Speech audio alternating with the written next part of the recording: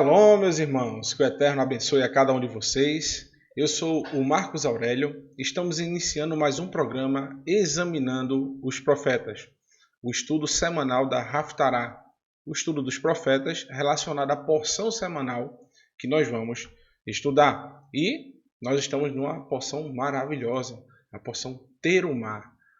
Terumá quer dizer a palavra coleta, uma palavra quer dizer você fazer uma doação em tese, né?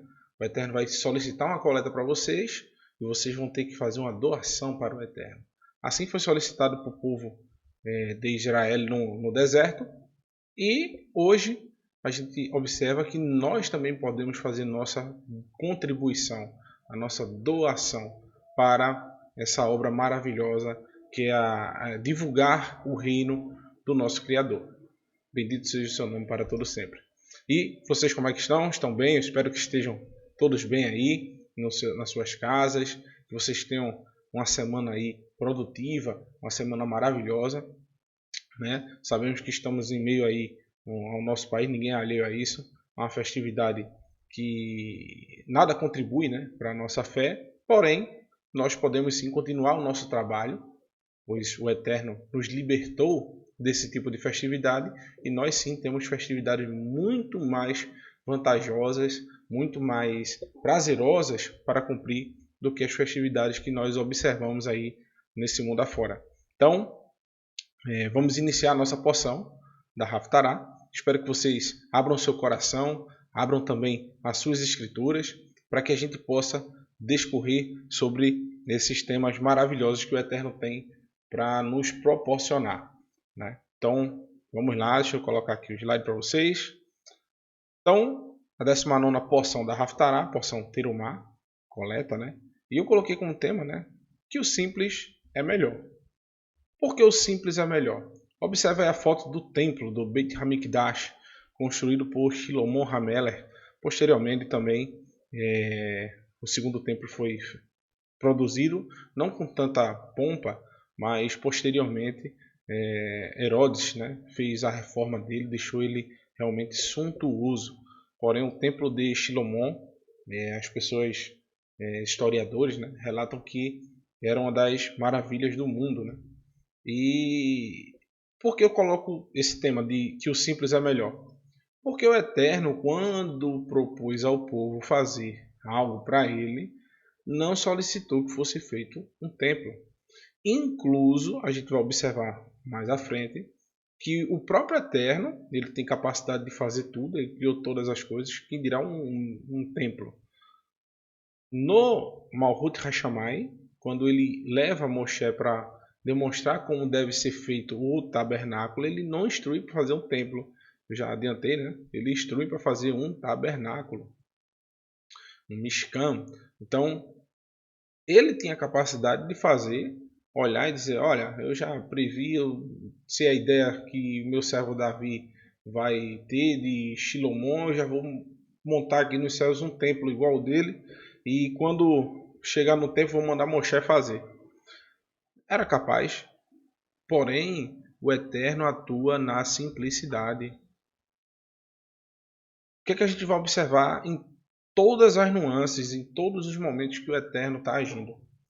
Que o Eterno não quer algo suntuoso. Quando ele foi se revelar para Moshe, ele se revelou num arbusto. Quando ele foi usar o seu servo, os seus servos, a maioria eram humildes. O próprio Mashiach veio aqui e ele diz, olha, o filho do homem não tem onde reclinar a cabeça. É como, vou explicar um exemplo assim, né? Você pega um time de futebol, antigamente tinha os Galácticos, o Real Madrid, não ganhava nada. Às vezes ganhava alguma coisinha, mas pelo nome que tinha, outros times iam lá e desbancavam eles. Eram grandes decepções. Eu tenho uma história que eu conto sempre para o pessoal, que é a seguinte. Certa vez um empresário estava lá no seu hotel, né, fazendo aquelas palestras motivacionais, e viajava 15 dias no mundo todo e fazendo encontro como é que eu posso dizer? naqueles iates, né, de luxo, aqueles cruzeiros, né? E certo dia ele chegou num hotel de luxo e olhou para baixo assim e viu um rapaz pescando. E ele foi fazer sua palestra, tudinho. No outro dia, quando ele ia para... Eram 5 dias de palestra, só estou dando um exemplo, tá? Fazendo uma midrash aqui. E no terceiro dia ele viu de novo aquela pessoa pescando. No quarto dia, no quinto ele não se segurou. Ele disse, eu vou até lá e vou descer para falar com esse cara. Vou ser o coach desse cara gratuitamente. Desceu lá. E aí, meu amigo, tudo bom? Aí o cara fez tudo. O cara pescando lá. Como é que você tá? Vi que você pesca todos os dias aqui. Ele fez, todo dia eu pesco aqui, levo para minha casa. Uma tainha, uma sardinha. E faço um cuscuz e como lá com a minha família. Ele disse, mas rapaz, por que você não pega? Em vez de pescar com a vara, você pesca com a rede. Porque com a rede você vai pegar mais peixe, você vai comer e vai sobrar, você vende. Aí no outro dia você vai pegar e comprar com dinheiro que sobrou uma rede de arrasto e um barquinho. Aí você vai, coloca a rede de arrasto lá e você vai pegar mais peixe, vai vender. No outro dia você compra mais outra rede, já contrata uma pessoa para lhe auxiliar.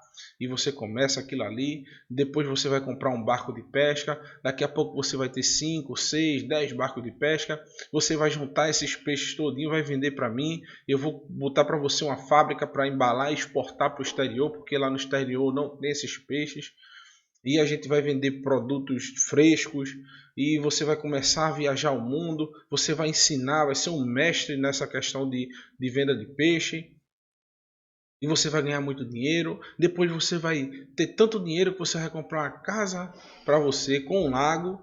Aí você vai vir no final de semana e pescar e pegar aquele peixe e dar para sua esposa e para os seus filhos comer. Aí o cara ficou pensando, e disse, para que essa volta todinha se tudo isso eu já tenho? Tudo isso eu já tenho. Eu já posso sair a hora que eu quiser, eu pesco, levo para minha família, eu já sou feliz com o que eu tenho. A maior riqueza é ser feliz com o que você já tem. Lógico que eu não estou dizendo para que ninguém viva uma vida acomodada. Longe disso. Mas com o pouco que você já tenha ou com muito, você já tem que já estar satisfeito. Então, uma historinha, né, para a gente dar uma pensada aí e continuarmos, né? Então, deixa eu só achar aqui. Pronto. Então, o texto que eu selecionei, alguns textos como eu faço de praxe, né, não pego muitos textos da porção da Paraxá para que o Moré possa discorrer com tranquilidade. E até não haver, porque às vezes as pessoas pensam que há um conflito, fala uma coisa sobre um texto, o outro fala outra. Não, se você observar todos os textos, todas as linhas de pensamento até hoje que eu vi aqui no canal Texto Total, dos professores, apesar de num texto ele extrair uma coisa e outro Moré extrair outra, todos eles são concernentes com as escrituras. Às vezes a pessoa teve uma visão diferente sobre um determinado tema. Então, não há uma diferença de interpretação. Existe sim uma visão diferente sobre aquele texto. Só isso. Mas se vocês olharem direitinho, todos convergem, né? Todos os professores convergem bastante sobre os temas. E o texto, eu esqueci de colocar aqui. Deixa eu colocar aqui. Perdão aí. Mas assim. Pronto. Corrigido. Deixa eu colocar aqui. Agora. Shemot, capítulo 25, versículo 2, diz o seguinte. Daber el binei Israel. Fale aos filhos de Israel, né? Vayakihu li. Levem para mim, ou seja, tragam para mim. Terumá. Terumá é o tema da porção, a contribuição, né? Você auxiliar, né? Trazer algo para auxiliar, para contribuir para determinado fim. Miat kal ish, por cada homem, né? Asher idvernu libo. Tikhu et terumati. Fale ao povo de Israel que façam uma coleta para mim, ou seja, uma contribuição. Aceitem uma contribuição de quem quiser colaborar. A única condicionante que o Eterno solicitou é colaborar de coração. Essa colaboração, essa contribuição, só tem uma condicionante. Você teria que realmente estar interessado. Deixa eu cobrir aqui a caixa ali de... Ótimo. Você teria que estar interessado em contribuir com essa obra de todo o coração. Não poderia você dar como se fosse forçado, né? Você fazer algo sem a sua vontade. O Eterno não botou faca no pescoço de ninguém. O Eterno não obrigou ninguém a fazer isso. O Eterno, ele forneceu, veja como o Eterno age. Ele forneceu os meios para que as pessoas contribuíssem e depois ele deu a opção da pessoa realmente pegar aqueles meios que ele deu, que foi o espólio, né, do povo do Egito. Quando o povo de Israel saiu do Egito, ele deu os habitantes do Egito e Mitzrayim começaram a dar a eles prata, ouro, joias, tudo que posteriormente, por incrível que pareça, seria necessário para que houvesse a construção do Mishkan, do tabernáculo. Então, o Eterno não solicitou nada que estivesse difícil, nem longe do alcance do povo. Assim também, irmãos, é a sua Torá. No livro de Devarim, a gente observa no capítulo 30, o Eterno diz, olha, as palavras que eu vos digo não estão do outro lado da montanha, não estão no céu para que você diga, quem poderá buscar ela para nos dar? Ela está na boca e no teu ouvido para que vocês possam cumprir todos os dias da sua vida. Assim, o Eterno sempre vai suprir as necessidades. Por isso que no livro de Tiago, eu não lembro se é Tiago, que o autor da carta, ele fala o seguinte, Jacob, né? Ele diz que o Eterno não vai nos pedir algo que não vai nos dar uma carga que nós não possamos suportar. Ele não vai nos dar uma tentação que nós não possamos suportar. O Eterno vai nos... Não é que o Eterno tente, né? Mas ele vai usar seus servos para que, num determinado momento, você teste a sua fé, para que seja testada a sua fé. Por isso existe o inimigo das nossas almas, Hassatã, o adversário. Ele é usado para que, como o Moré Renato de Priso falou ontem, ele é usado para que, justamente, nós possamos ter um adversário. Nem sempre o adversário em si ele vai ser um oponente, literalmente. Ele vai ser aquele que vai exigir o seu máximo. Um corredor, vamos supor, esse corredor que tem aí muito rápido, o Usain Bolt. Se ele não tivesse um concorrente à sua altura, ele jamais alcançaria aqueles resultados que ele alcançou. Por quê? Se ele vacilasse um minuto, o concorrente passava ele. Então ele sempre tinha que exigir o máximo nos treinamentos e nas provas. Assim, o Eterno, ele sempre vai dar os meios para que nós possamos sair das situações. Por exemplo, nesse caso do Mishkan, o Eterno deu para o seu povo a oportunidade de fazer essa contribuição. Então, continuando, né?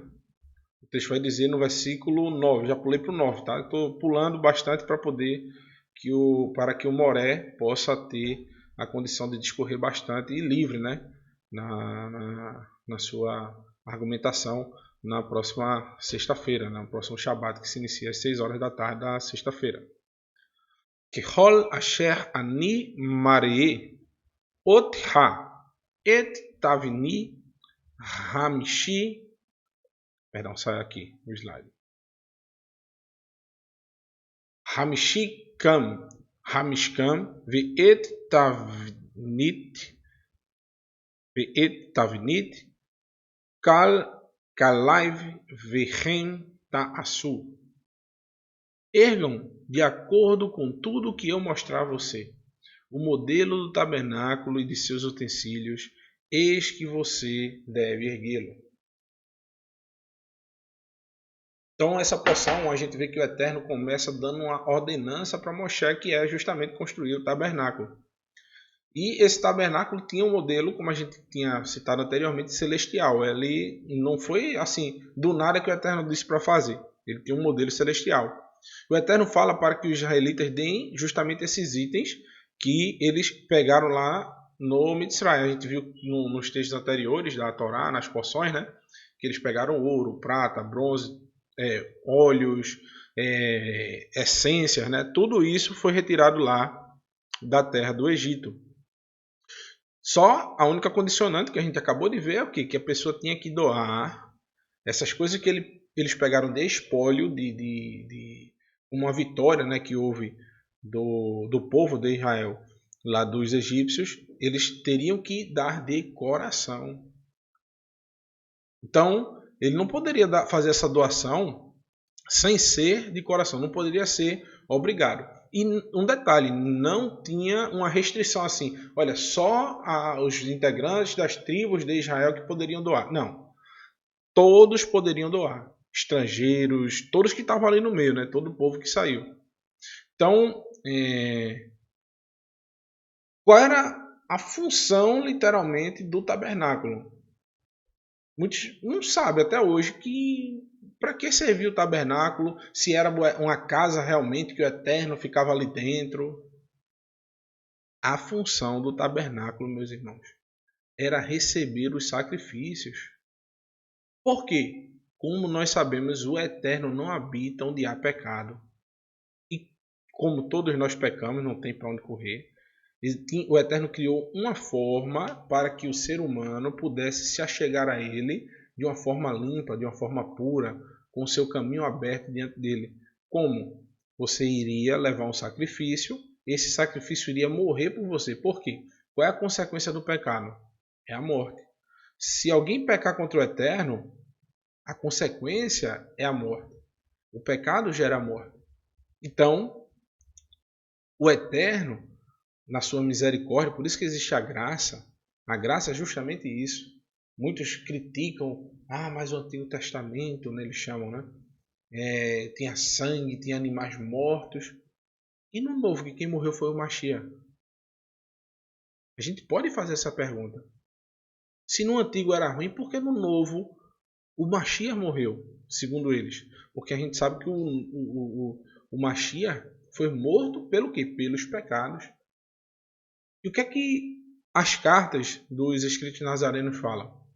Que toda vez que nós cometemos pecado, nós levamos o Mashiach de novo ao madeiro.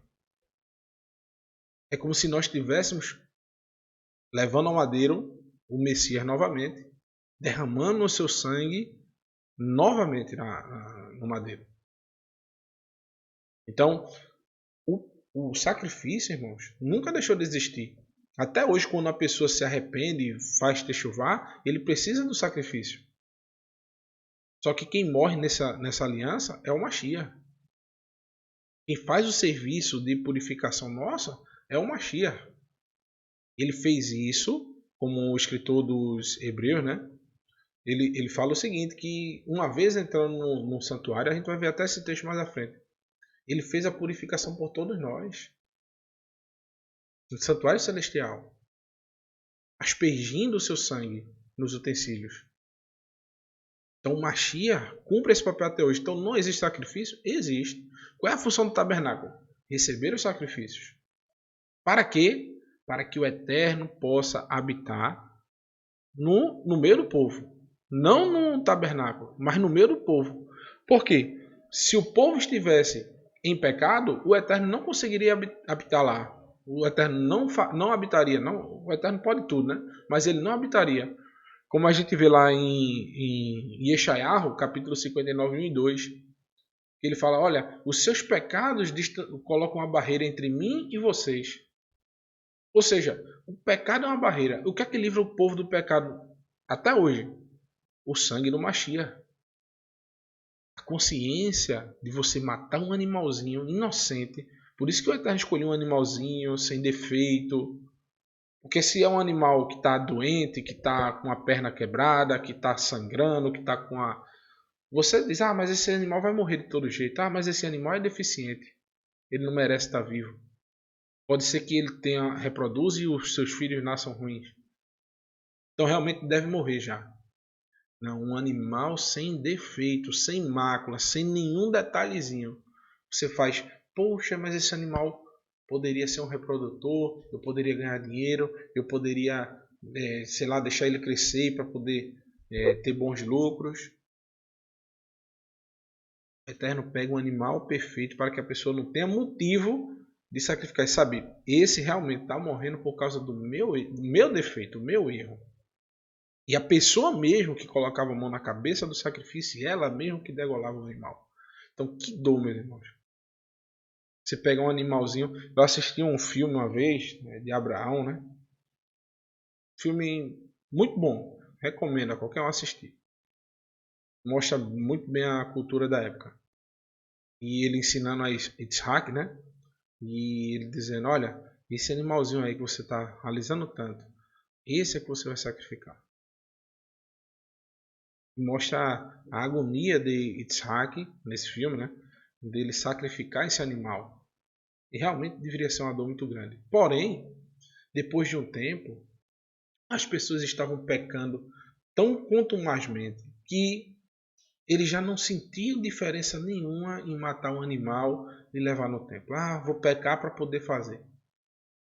É como a venda de indulgências, né? Que acontecia antigamente.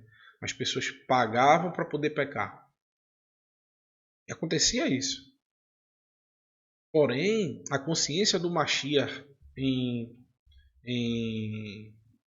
quando nós temos consciência do Mashiach, que ele, o Mashiach, a quem nós tanto amamos, morreu e deu a sua vida no madeiro, e nós estamos pecando de novo, isso é que tem que gerar uma dor no nosso coração.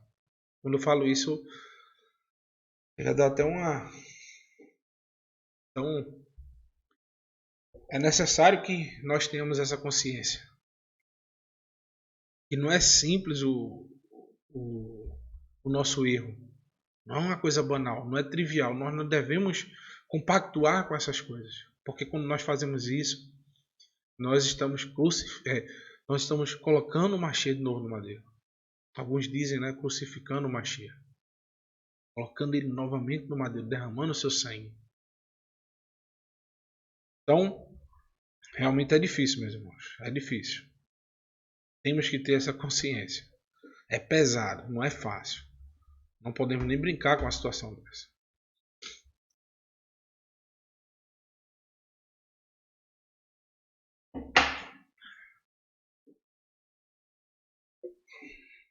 Continuando. Vaivá Natan Ha'chimá Lishlemo Ka'asher Diber Lo Vaihi Sha'on Be'im Hiram Be'im Shilomo Vaihertu Briti Shineihem. Estamos agora vou até colocar aqui, peço perdão de novo. 1 Reis, capítulo 5, versículo 26, no caso, na Bíblia judaica completa, e no capítulo 12, nas versões João Ferreira de Almeida. Né? Então, o texto diz: Adonai deu a Shilomó sabedoria como lhe tinha prometido, e houve paz entre Hiram e Shilomó. E eles dois fizeram uma aliança. Eles fizeram essa aliança para quê? Para a construção, não numa reforma do tabernáculo do Mishkan, mas sim na construção do Beit Hamikdash, que foi prometido por Davi. Davi colocou em seu coração, ele diz, olha, eu moro numa casa belíssima, suntuosa, e a arca da aliança do Eterno está nesse tabernáculo, essa coisa tão simples. Os deuses da terra têm mansões, porque o Elohim de Israel tem que estar nesse tabernáculo, nessas cortinas. Então ele idealizou algo suntuoso, algo que demonstrasse a importância do Eterno perante os olhos humanos. Porém, irmãos, é o que eu estava explicando um pouco antes. Às vezes a gente arrudeia demais e chega no mesmo ponto. A gente deveria estar satisfeito com as nossas coisas, com o que a gente tem, e a gente às vezes quer mais, e isso vai nos tornando, vai criando um laço para que nós mesmos nos enforquemos. É isso que a gente vai ver mais à frente. E o texto continua no versículo 27, dizendo o seguinte: Vai al Hamelech Shlomo, mas. Essa palavra mais aqui, tá até em vermelho aqui, deixa eu circular aqui, desenhar. Tá aqui. Mais é utilizada para essa palavra aqui, arregimentou. É a mesma palavra que a gente vai ver mais aqui abaixo. Ó. Deixa eu achar aqui. Aqui, ó. Tá até em vermelho de novo. Mais de novo. Mais foi colocada como trabalhos pesados, né? Então, ele forçou, né? 30 mil homens de todo Israel para os trabalhos forçados, trabalhos pesados. Então, continuando, né? No versículo 13, justamente isso. Ele diz que o rei Shlomo arregimentou, palavra difícil, 30 mil homens de todo Israel para trabalhos pesados.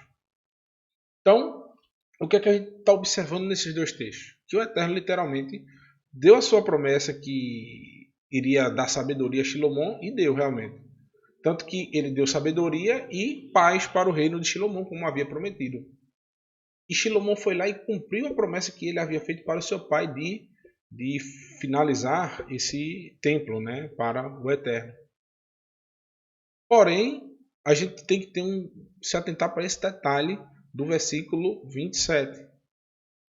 Que alguns trabalhadores não nos requisitos do Beit HaMikdash não são os mesmos que o Eterno colocou lá para a construção do Mishkan.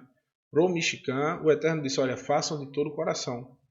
Já aqui para o Beit HaMikdash, de começo já 30 mil homens foram colocados para trabalhar em trabalhos pesados, trabalhos forçados, para poder construir o templo. 30 mil homens. Por quê? O templo, meus irmãos, foi construído com pedras pesadíssimas. A gente vai ver mais à frente, foram 150 mil homens, 70 mil ou foi 80 para quebrar as pedras, para tirar as pedras da montanha, e 70 mil para quebrar as pedras e 80 mil para carregar as pedras. Que trabalho, meus irmãos. Lembre-se, para a construção do Mishkan, as pessoas já tinham tudo em mãos. Não precisaram de se esforçar, de ter dor de cabeça para quebrar pedra, para carregar pedra. Então, os trabalhos e também os custos para a construção já não eram iguais. A construção do Mishkan, a pessoa só deu o que já tinha ganho. Eu tô com nada, eu não tenho nada. Aí me dão R$1.000. E essa pessoa que me deu 1.000 diz, olha, me presta 100, me arruma R$100 aí. Agora se você me dá, se for de coração. Eu não tinha nada. O cara me deu 1.000. E está me pedindo para eu contribuir com ele com 100. Será que vale a pena? Não tem nem o que pensar, meus irmãos. Então, foi assim que o Eterno fez.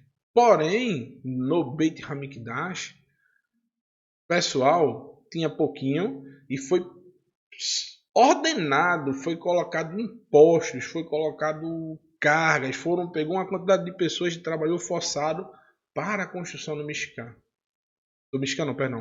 Do Beit HaMikdash. O tabernáculo já estava resolvendo. Era um modelo que o próprio Adonai mandou. Mas o ser humano colocou no coração que disse, não, isso está pouco, a gente tem que fazer mais. Então o cara estava lá na rede, se balançando, e estava concordando, não, realmente o Eterno merece mais, ele não merece só aquilo que ele pediu. A gente tem que fazer mais por ele.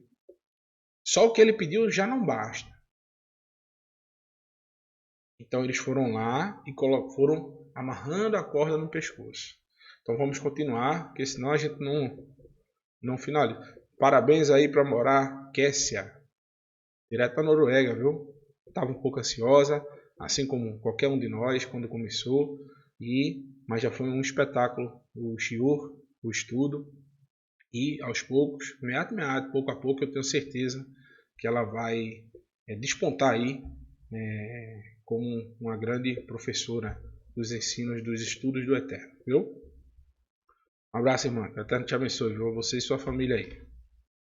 Então, o texto de 1 Reis, capítulo 5, versículo 29, ou versículo 15 nas Bíblias convencionais, né? Shilomô tinha 70 mil homens carregando cargas e outros 80 mil cortadores de pedras das montanhas. Então, esses cortadores, né, esses homens que estavam lá, os Hotsev, Hotsev é a palavra para cortadores ou talhadores, né? A pessoa trabalha com pedras, né? Então 70 mil homens carregando e outros 80 mil cortando, talhando pedra. Agora uma pergunta que eu faço para vocês aí. Esse tipo de trabalho faz vocês aí lembrar de algo? O povo de Israel, pedras, carregando, quebrando, levando. Faz lembrar o que, meus irmãos? Faz lembrar do tempo que o povo estava na escravidão no Egito. Quando a gente coloca os nossos desejos, o nosso achismo, e eu acho, mas o Eterno disse isso, mas eu acho que é melhor assim. Eu acho que não precisa disso tudo, então eu acho que tem que fazer mais. É isso o tema principal que a gente está falando aqui. Devarim, capítulo 4, versículo 2. Das palavras que vos disse, nada acrescentareis, nem nada retirareis dela. Não é permitido na Torá nem acrescentar, nem retirar. Então, o tempo que o povo estava lá no Egito, carregando pedra para a construção dos templos, ou das estátuas, ou das pirâmides, quebrando e carregando pedra lá no Egito, fazendo tijolo de barro, queimando o tijolo para poder fazer os monumentos.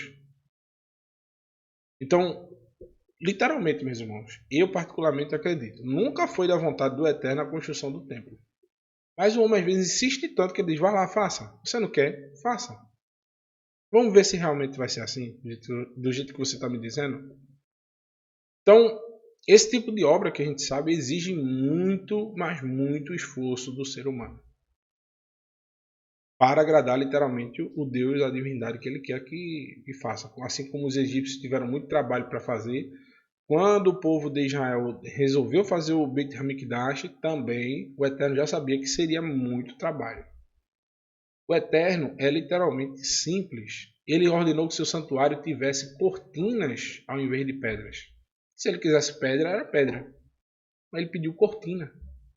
Mais fácil. Juntava ali os homens, carregava tudinho. Dava tranquilo para levar. Colocava as cargas em cima dos animais apropriados, com as carroças tudo certinho. Acabou-se. Não tinha dor de cabeça. Não precisava de 70, 80 mil homens só para carregar pedra. Então, as bases do Santuário do Eterno eram móveis para que o povo pudesse carregar para onde quer que ele fosse. Já o Beit HaMikdash era fixo ali. Lembro que o santuário ficou em vários locais. Não tinha problema nenhum nisso. Era uma honra para quem recebesse o santuário. Então, sarna para se coçar. É um ditado que diz aqui no Recife. A pessoa está procurando sarna para se coçar. Você não tem o que fazer, tá ali parado, em vez de ficar na sua, caladinho.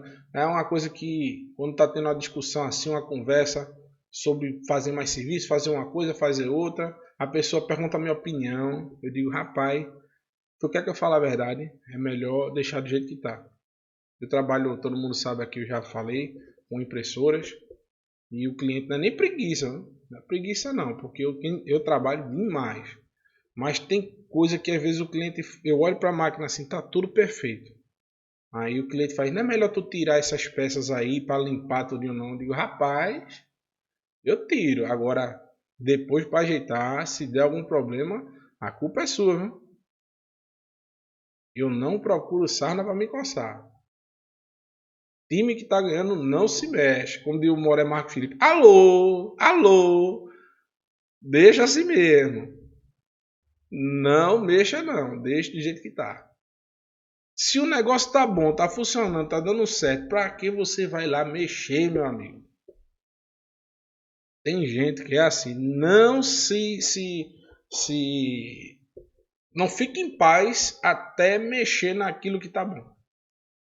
E o texto vai dizer, né, em 1 Reis capítulo 6, versículo 1, dizendo: vai rir, e aconteceu, né?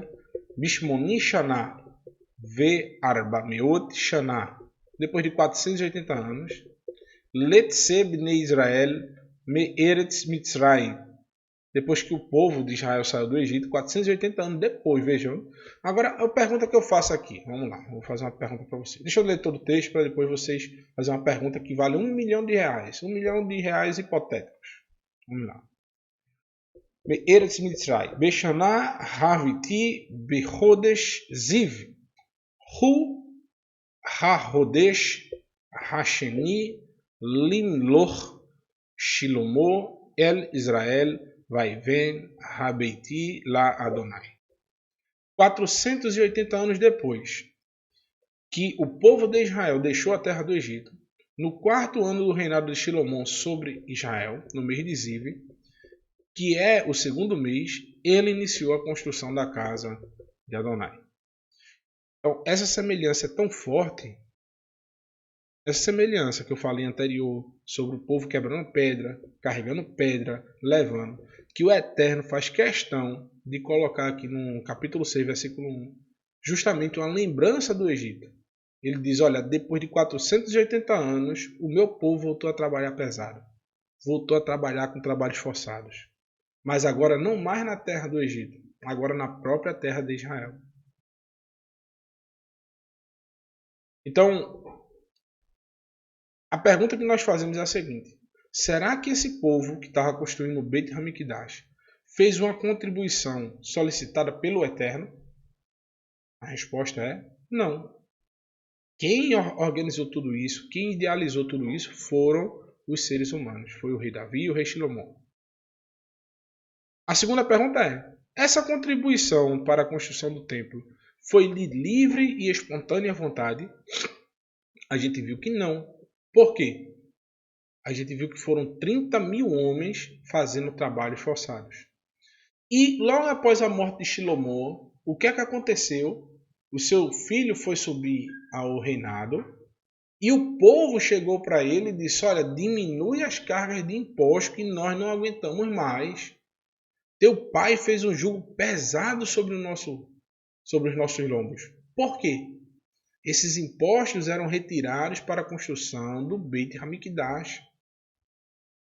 E o povo estava achando uma carga pesada. Eles não estavam contribuindo de bom coração para a construção daquele templo. Então a resposta também é não, eles não contribuíram de livre e espontânea vontade. E era realmente necessário a construção desse templo. Então, no final de tudo, meus irmãos, vocês vão ver como o Eterno tratou a construção desse templo.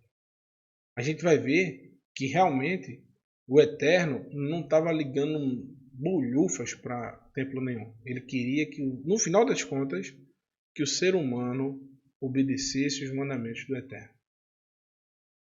Shlomo, no livro de Eclesiastes, capítulo 13, verso 12, diz, olha, depois de tudo que eu vi, a conclusão é esta: que o dever de todo homem é temer a Deus e guardar os seus mandamentos. Ou seja, não adianta. Shlomo não está se orgulhando da obra do templo suntuoso que ele fez. Ele diz, olha, no final de tudo é fazer grandes obras para agradar ao Eterno. Não. Ele diz, olha, depois de eu ter construído esse templo, de ter 1000 mulheres, de ter feito isso, depois de...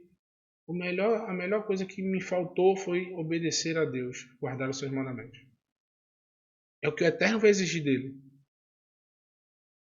O Eterno não vai exigir nada além disso de Shlomo. Tanto que no texto de... Vou usar mais um texto aqui, peço perdão para o próximo professor aí, só um pouquinho. De Shemot 25, versículo 8. Veja o que diz, ó. que o Eterno ordena, né? Vaisu, erijam, né? Ergam, li, para mim, né?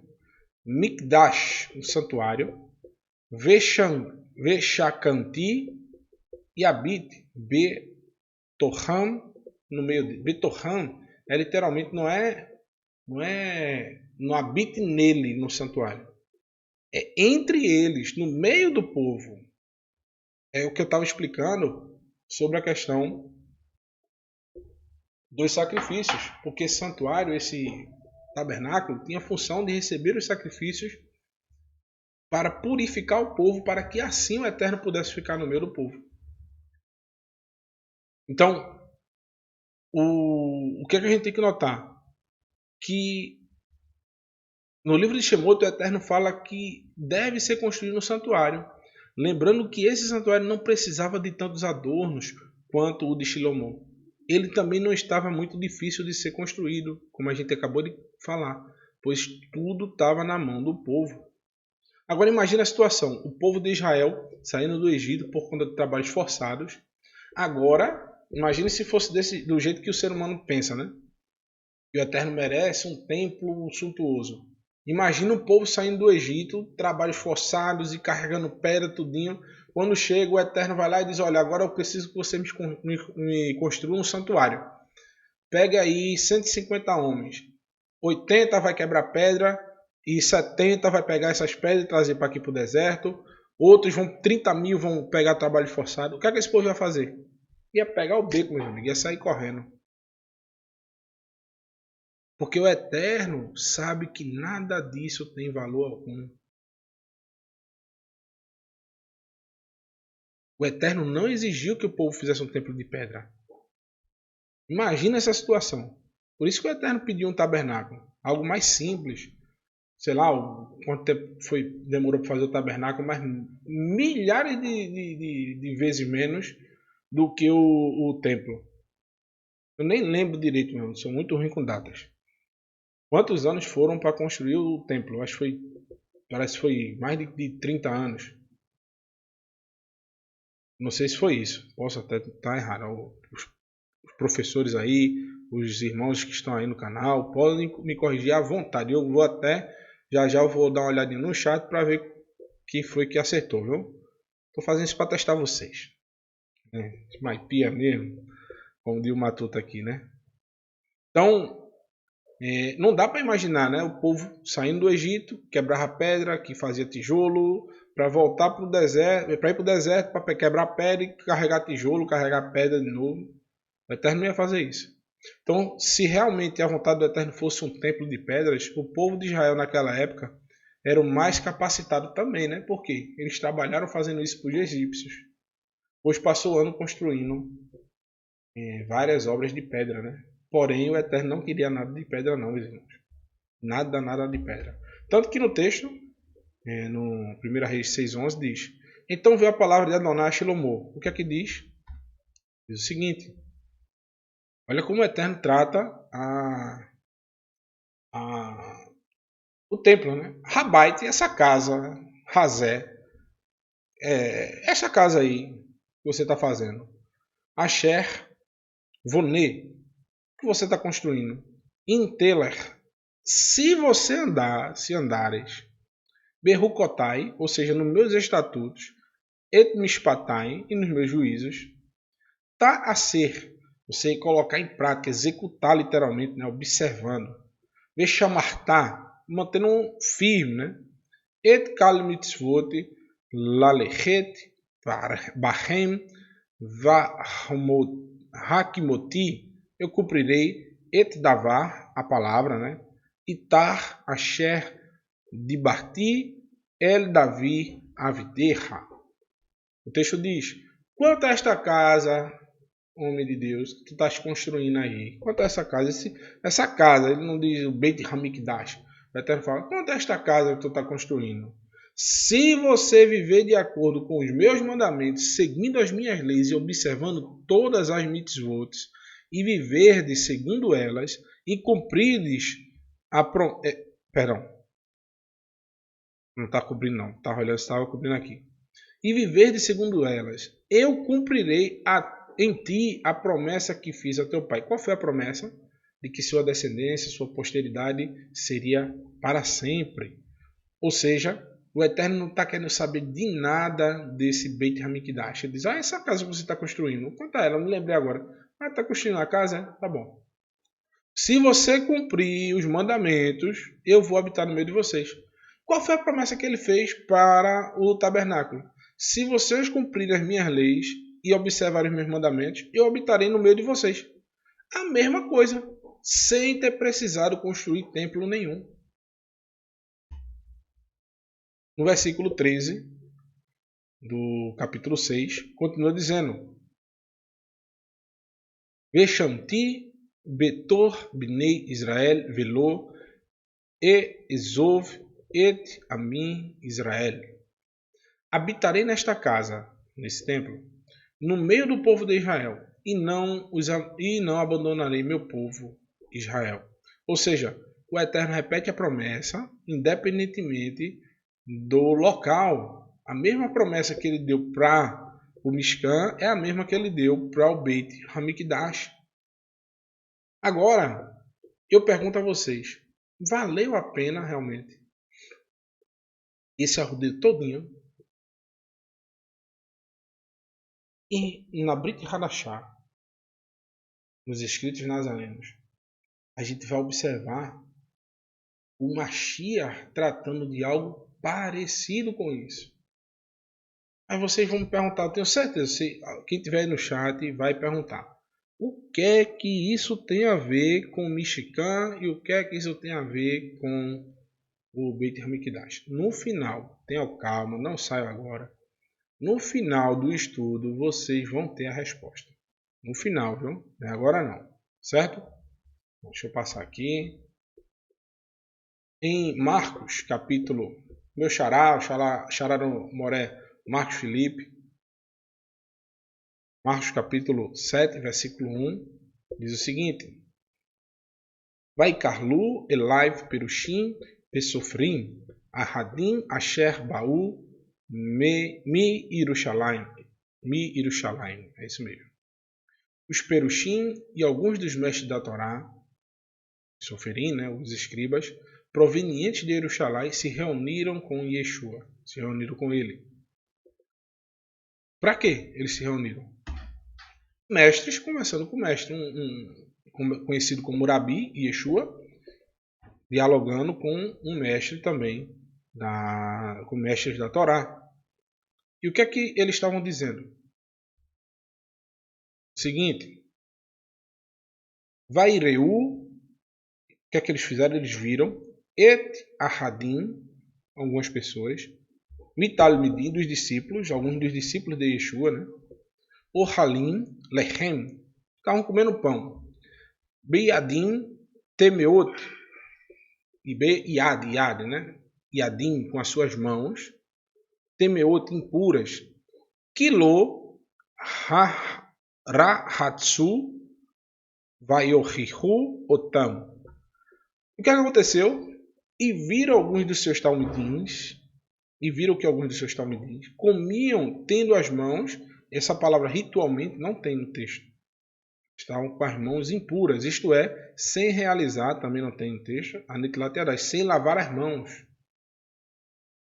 Eles não estavam lavando as mãos da forma rabínica da época, da forma conforme a tradição dos anciões, conforme a lei oral. O que é a lei oral, irmãos? A lei oral, hoje, né? Para quem está se achegando agora e não conhece, né? Todo dia, Baruch Hashem, aparecem pessoas aí no chat que estão descobrindo, perguntando alguns nomes, algumas coisas que nós falamos, porque esse movimento está sempre, pessoas aparecem querendo aprender mais das coisas do Eterno e veem que existem outras linhas de pensamento. E o que é que a gente está falando aqui de lei oral, de a tradição dos anciões? Muitos teólogos, líderes de denominações religiosas, eles apontam que essa tradição dos anciões é a própria lei de Moisés. Porém, se a gente ler minuciosamente o texto, a gente vai observar que não. Essa tradição dos anciões é hoje, se vocês pesquisarem aí, não estou dizendo para vocês lerem nem buscarem, mas vocês entenderam o que é. Hoje, essa tradição dos anciões foi compilada em livros que se chama Talmud. É uma compilação de debates, de diálogos acerca da lei de Moisés. Então, eles criaram várias tradições a partir de alguns mandamentos. Ou seja, de 613 mandamentos, essa lei agora passou a ter milhares e milhares de mandamentos, porque os homens começaram a acrescentar mandamentos a ela. Não que o Eterno ordenou todos eles, de jeito maneira. Mas que, buscando a interpretação dos mandamentos, eles criaram centenas de milhares de mandamentos. Um exemplo simples. O mais simples de todos. O Shabat. Muitos perguntam, mas o Shabat é para fazer o quê? Primordialmente, se você trabalha com carpintaria, você não bate prego no Shabat. Ponto. Nem você, nem seus funcionários, nem ninguém. Você não vai ter fontes de renda no Shabat. Mas eu sou médico, eu vou parar no Shabat? Não. Você pode trabalhar no Shabat se você é médico. Deve, por incrível que pareça. Você foi escalado, não falte. Porém, você não vai ganhar dinheiro para fazer a sua atribuição. Tem muitos médicos que usam desse subterfúgio e trabalham com clínica particular, fazendo consulta particular. Mas eu sou médico, eu tenho que fazer consulta particular. Não cobre nesse dia. Você tem um conhecimento, então você não cobre. Você vai trabalhar, faça uma tzedakah, auxilie o necessitado. Existem funções que não podem parar. Imaginem o povo de Israel se o exército no Shabat parasse. Os inimigos invadiam ali e acabavam com tudo. Então não pode parar. O que eu estou falando é das funções que a gente conhece seculares, as funções comuns. Eu trabalho com impressora, não ajeito impressora no Shabat. Porém, o Eterno não dá muitos. Existe, se você pesquisar direitinho, vai ter vários textos para guardar o Shabat. Não existe uma lista enorme do que se fazer. O que é que os rabinos fizeram? Tradições para que você possa cumprir o Shabat. Muitas delas são excelentes. Algumas passam dos limites. Algumas passam dos limites. Como em tudo na vida. Existem, às vezes por muito zelo você acaba errando. Foi o caso de muitos homens que serviam ao Eterno, eram tementes ao Eterno, mas eles criaram tantos mandamentos com o intuito de preservar a Torá, com tanto amor que eles tinham pelo Eterno, que acabaram sufocando a Torá. É disso que a gente vai falar aqui. Porém, a gente ainda não fez a sintonia, né? O que tem a ver? O templo, o tabernáculo com lavar as mãos, comer pão sem lavar as mãos. Tem muita lógica, né? Então, o que constitui o ritual de Netilat Yadayim? De lavar as mãos. O que constitui esse ritual? Alguém aí se habilita? Muita gente já sabe aí no chat. Mas quem está chegando agora provavelmente não sabe. Os judeus no primeiro século, Yehudim, criaram, a palavra judeus, Yehudim, eles criaram um ritual de lavar as mãos de uma forma para agradar ao Eterno. Então eles lavavam as mãos e citavam a brahá, uma bênção. Então ele pegava o vaso com a mão direita. Hoje é assim, não sei se na época era assim também. Então eles pegam hoje com o vaso com a mão direita e lavam e citam a bênção. Depois pegam com essa outra mão que está lavada e lavam a outra mão e citam a bênção. Aí sim eles podem comer qualquer tipo de alimento. Seja pão, seja carne, o que quer que seja. Então eles só podem comer se lavar as mãos. Esse ritual, essa forma de agir, é ruim, é pejorativa? Não. Quem come sem lavar as mãos está sujeito a contrair várias doenças. Tanto que quando teve uma doença chamada peste negra, eles diziam que os judeus eram bruxos e começaram a matar os Yehudim na Europa. Por quê? O povo todo estava morrendo e os judeus e Yehudim não morriam. Porque os relatos que eu vi é que o pessoal bebia todo tipo de água, água do rio, que eles mesmo defecavam na água, eles iam lá e depois pegavam aquela água e bebiam, usavam para cozinhar. Eles lavavam, meu pai, eles comiam, faziam suas necessidades, não lavavam as mãos e iam comer. Não existia papel higiênico, não existia essas coisas que a gente vê hoje. Absorvente. Então, eles não tinham higiene, mas o povo Yehudim tinha esse costume de lavar as mãos e preservou a vida deles. Então, enquanto a maioria da população estava morrendo, os Yehudim tinham saúde. Porque eles não bebiam água de todo tipo, eles não comiam sem lavar as mãos. É ruim esse hábito? Não. Qual é o problema desse hábito? Qual era o problema que Yeshua está atacando aqui? É o que a gente vai ver mais à frente. Então, eles chegaram para Yeshua e criticaram: olha, teus talmidim comem sem lavar as mãos.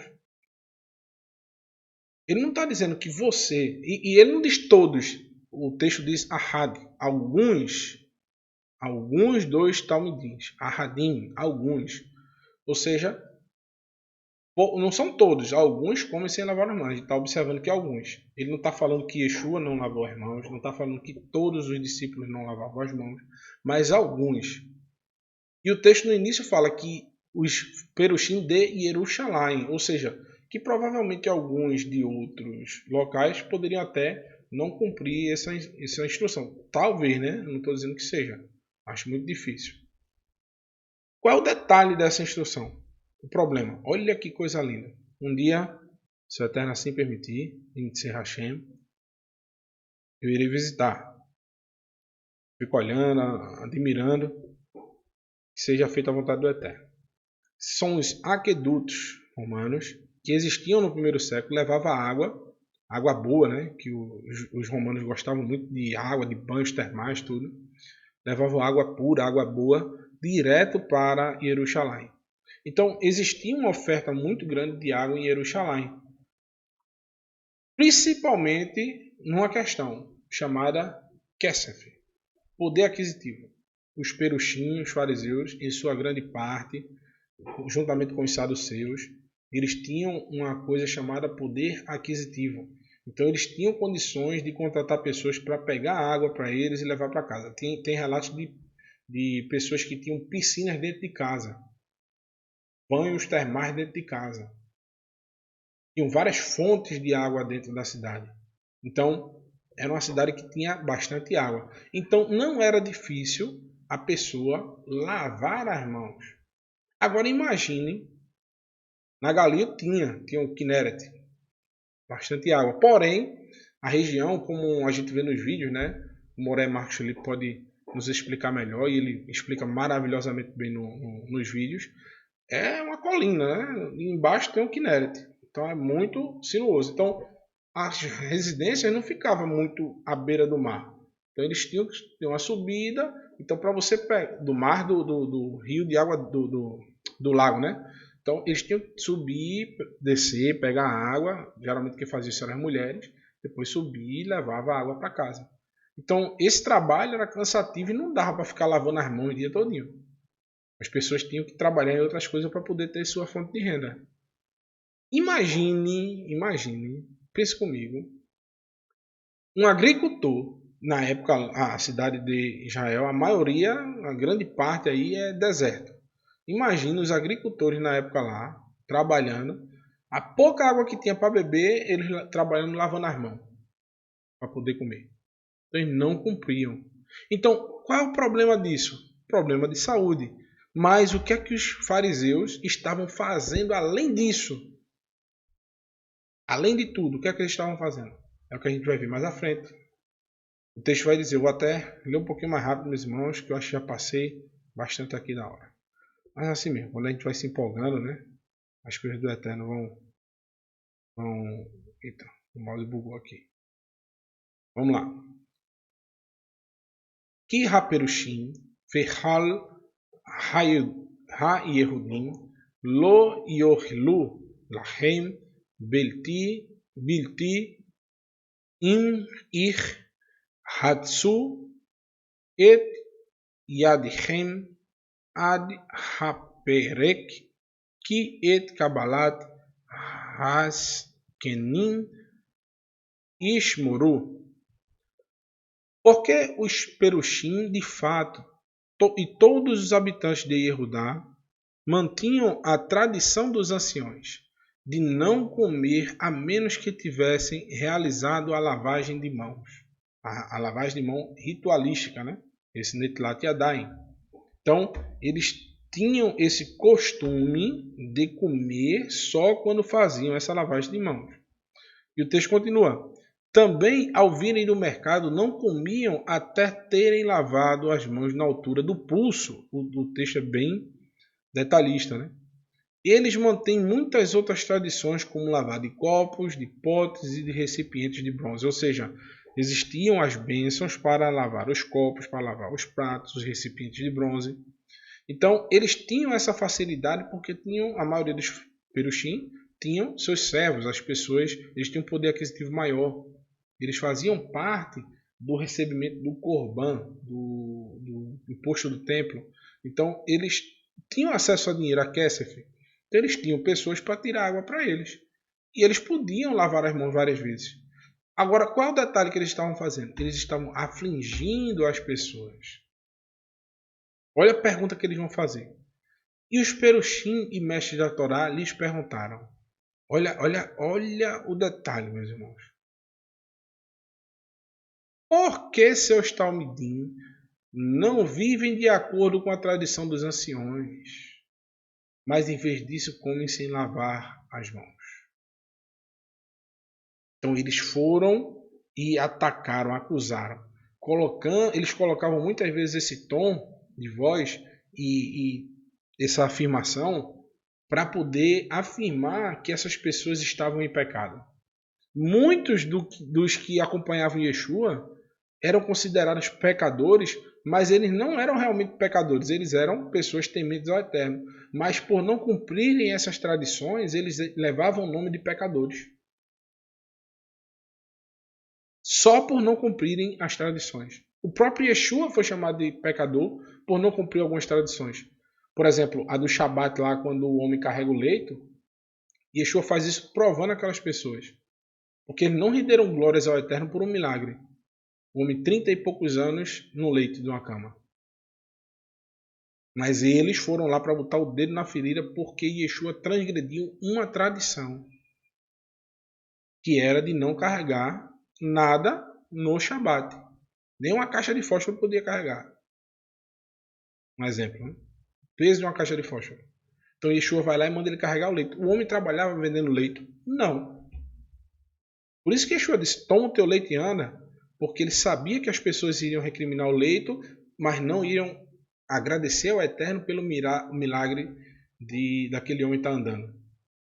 Eles já estavam amortecidos pela tradição. Mortos pela tradição. E o texto continua. E Yeshua lhe respondeu. Yeshayahu estava certo ao profetizar a respeito de vocês. Hipócritas, como está escrito, estas pessoas honram com os lábios, mas o coração está longe de mim. Yeshua, meus irmãos, está colocando cada coisa no seu devido lugar.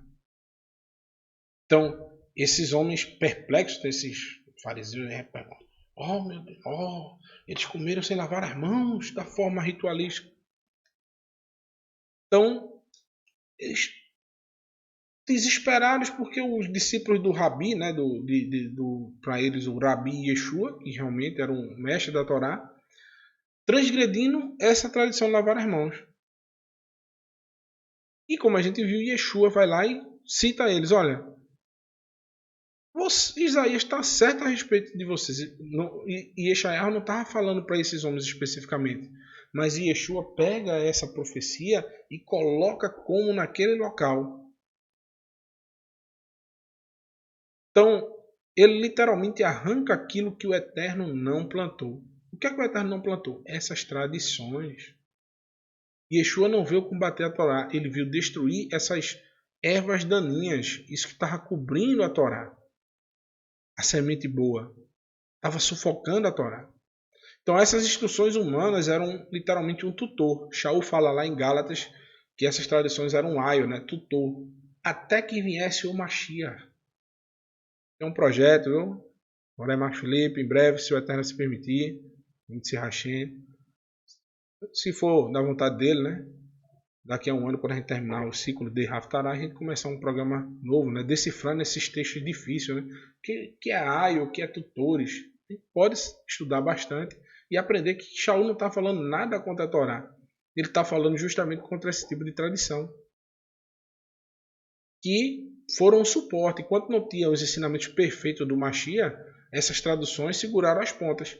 Porém, quando o Mashiach chegou, acabou-se. Não precisa mais dessas barreiras, dessas takanut, essas pequenas barreiras que o pessoal não colocaram para que a pessoa não transgredisse a Torá, transgredisse as instruções do Eterno. É como se fossem cercas para um abismo. O pessoal foi colocando várias cercas. Chegou no momento que essas cercas invadiram até a estrada. Não tem mais como nenhum carro passar. São essas instruções, mandamentos dos homens. São essas tradições dos anciões. Yeshua vem e ensina, olha, vocês para não caírem do abismo, vocês têm que andar na velocidade determinada pela via. Vocês têm que ter as manutenções do seu carro em dias. Vocês não podem dirigir com sono nem embriagados. Pronto. Ele ensinou aquilo que já está no Código de Trânsito.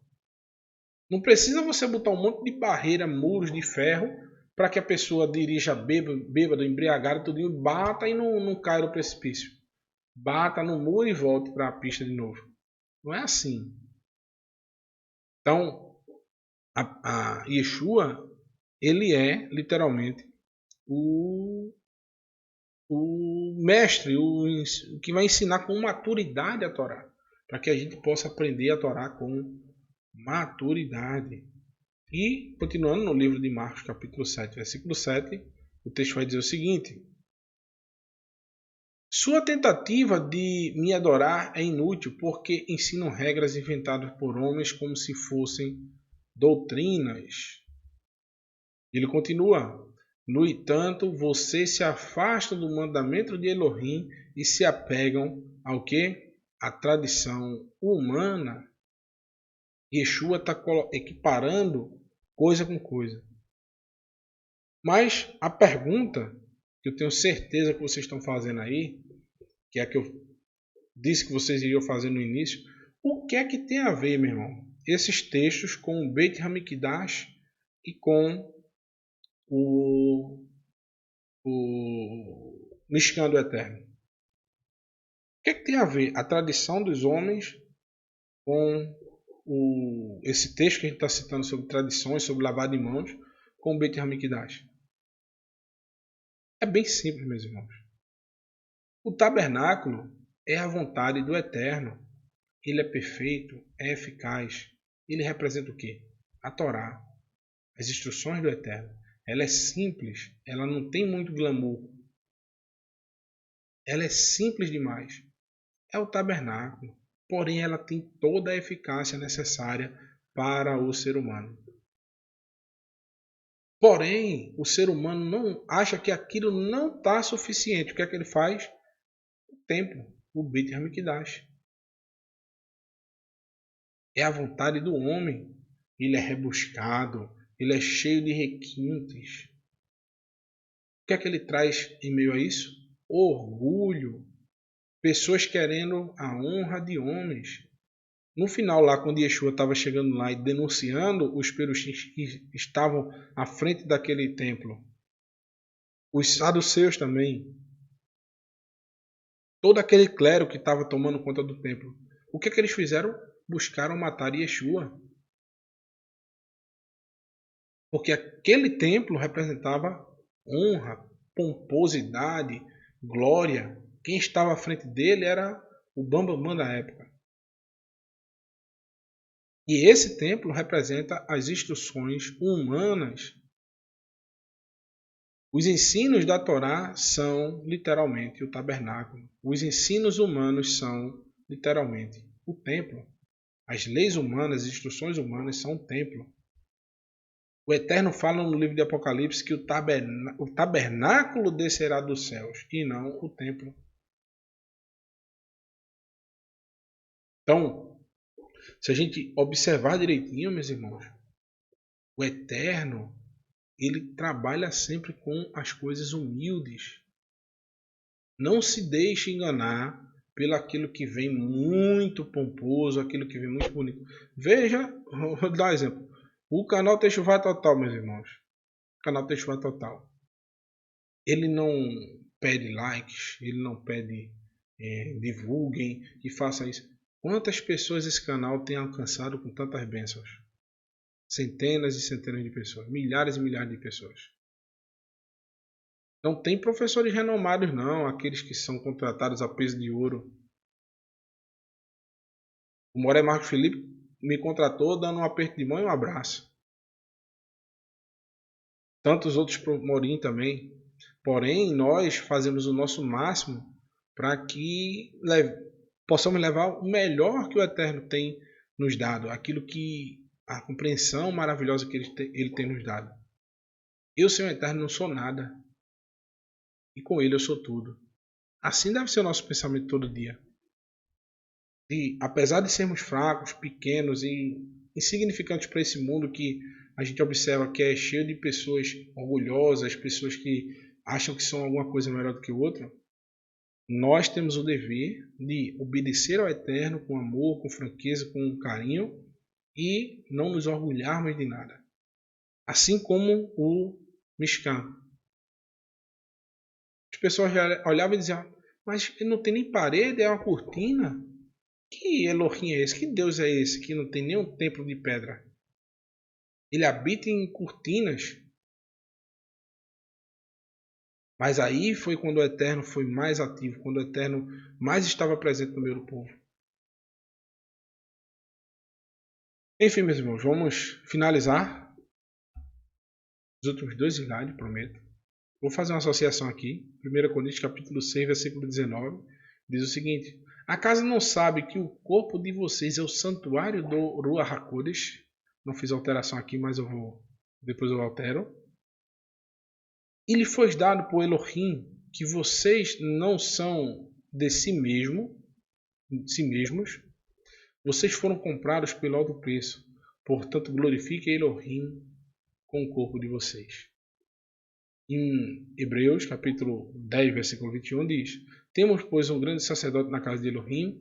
Sendo assim, aproximemo-nos de Elohim com um coração sincero e com plena convicção de fé, tendo os corações aspergidos para purificar a alma de uma consciência culpada e tendo os nossos corpos lavados por água pura. Então, esse sacerdote, meus irmãos, que nos purificou com seu sangue, é o Mashiach Yeshua. Ele sim é o único que nunca pecou, não precisa sacrificar por si mesmo. Já os sacerdotes do sacerdócio levítico precisavam sacrificar pelo povo e por eles. Yeshua não. Por isso a nossa consciência do que é pecado superabundou. Nós temos hoje a plena consciência de que nós não podemos errar porque quem sofreu foi Yeshua por nós. Não foi um simples animal. Então, finalizando, Matitiarro, capítulo 25, versículo 32 em diante, Mateus 25, 32 até o 40, se não me engano. Nesse grande dia, olha a promessa que Yeshua vai dizer. Todas as nações serão reunidas diante dele. Ele separará uma das outras como o pastor separa as ovelhas dos bodes. E colocará as ovelhas à sua direita e os bodes à sua esquerda. Então o rei dirá aos que tiverem à sua direita: venham benditos do meu Pai, recebam como herança o reino que lhes foi preparado desde a criação do mundo. Pois as paredes estavam caindo e você edificou. O templo estava sujo e você limpou. A tinta o reboco estava feio e você pintou. O telhado estava furado e você comprou telha. Eu estou lendo errado, meus irmãos. Está errado aqui o que o Mashiach falou. Porque ele está dizendo, eu tive fome e me deste de comer. Tive sede e vocês me deram de beber. Fui estrangeiro e vocês me acolheram. O Mashiach está falando errado. Porque o certo é a gente adornar o templo. É a gente entregar tudo que nós temos num templo de pedra. Não é auxiliar o pobre, o necessitado, a pessoa que está passando fome. Necessitei de roupas e vocês me vestiram. Estive enfermo e vocês cuidaram de mim. Estive preso e vocês me visitaram. Então os justos responderão: Senhor, quando nós tivemos fome e te demos de comer, ou sede e te demos de beber? Quando te vimos como estrangeiro e te acolhemos, ou necessitado e temos roupas e te vestimos?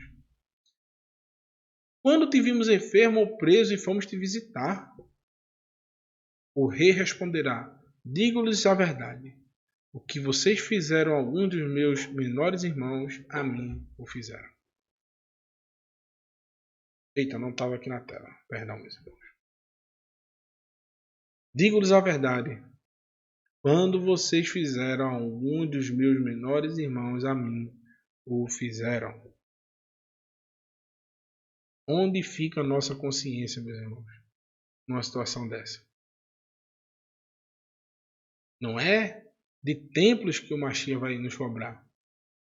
Se a parede estava levantada ou derrubada, feitas por mãos humanas. O Mashiach está falando onde habita o Ruach HaKodesh. O Mashiach está falando das verdadeiras, da obra da sua criação. A obra da criação do Eterno. Então tomem cuidado, meus irmãos. Tomem cuidado para não edificarmos templos com as nossas próprias mãos e procurarmos sarna para nos coçarmos. Todos nós temos que tomar esse cuidado todos os dias. Então, meus irmãos, esse foi o estudo de hoje. Que o Eterno abençoe a cada um de vocês. Espero que semana que vem tenhamos mais estudos, se o Eterno se permitir. E vocês acompanhem essa programação maravilhosa, esplendorosa aí do Eterno ao decorrer da semana. Eu vou colocar uma música e depois eu volto com a programação para vocês aqui, tá bom? Moré Raimson aí, viu? Violão do Ioro aí. Com a sua família maravilhosa, sua filhinha que está prestes a chegar. Contribua, viu? Para a vaquinha lá do Moré Raimson, tá lá no Telegram. Ajudem aí a fortalecer a família do Moré, tá bom? Um abraço.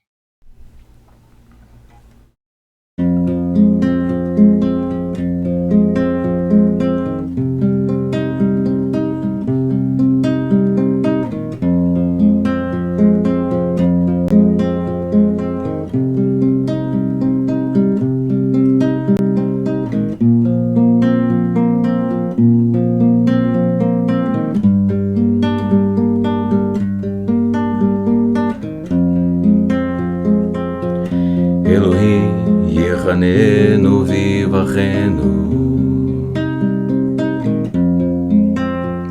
יאר פניו איתנו, סלע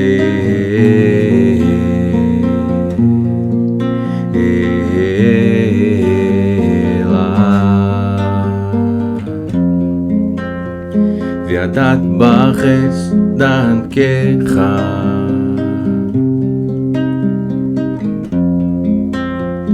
בכל גוי ישועתך,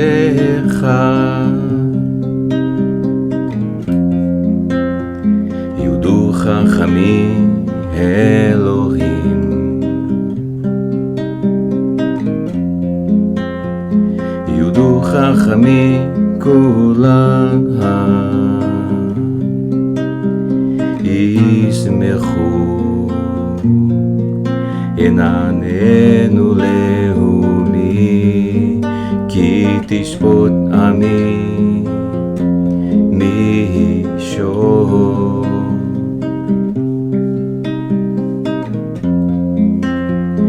ולאומים בארץ דנכם,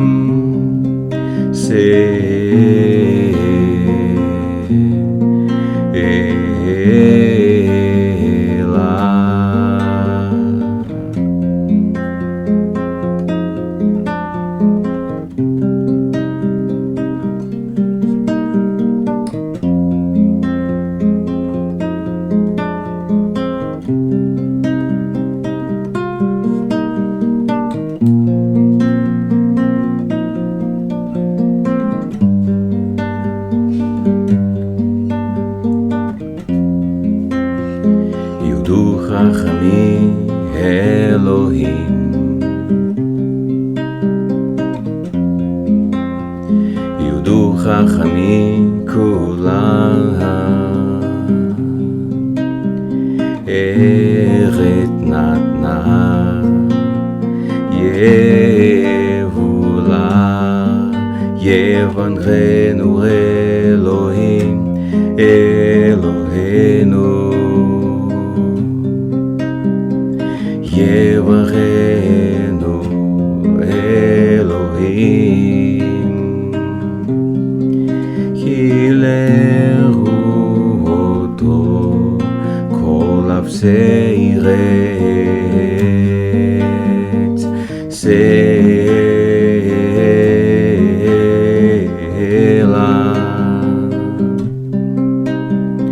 סלע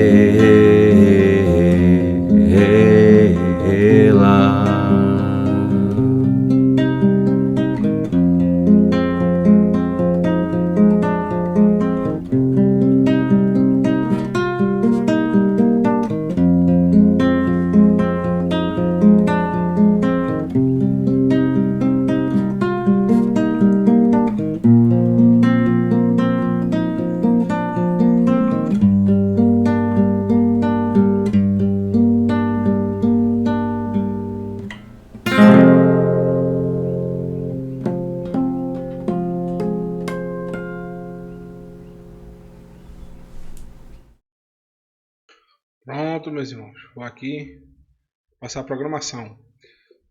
Domingo às 17, quer dizer, né? Tem 2 programas que estão fora do horário das 19h30. Entendes o que leis? Com o Moré Leniel. Esse que vos fala, examinando os profetas, às 19h30. E assim todos os outros programas às 19h30. O Moré Márcio Alencar, no Arte Escrita. O Moré Marcos Felipe, no Momento do Hebraico. O Moré Jaimson, esse que acabou de cantar, no Atos dos Emissários. E o Moré Renato de Prísio, às 19h30 também, no Pedacinho da Torá. E os ensinos do Shabat, né, às 18 da sexta-feira, 18 horas. No próprio Shabat, no sábado, às 10 horas e às 16 horas. E também temos o estudo às 14 horas na Morá Kessia, que está fazendo... Esse ainda vai estrear. Minha Torá, a sua Techuvá, minha inspiração. Vocês podem mandar para esse e-mail que está aqui abaixo, né, para poder ela ir pegando essas histórias de vocês. Eu creio que seja assim o programa, e vai contar com um carinho especial aí para vocês inspirarem outras pessoas, né? E o programa é Minha Porção da Torá, esse sim às 16 horas no Shabat, ok? Um abraço aí, meus queridos irmãos, e até a próxima, em mais um programa Examinando os Profetas. Então, até o próximo domingo aí, uma excelente semana para vocês.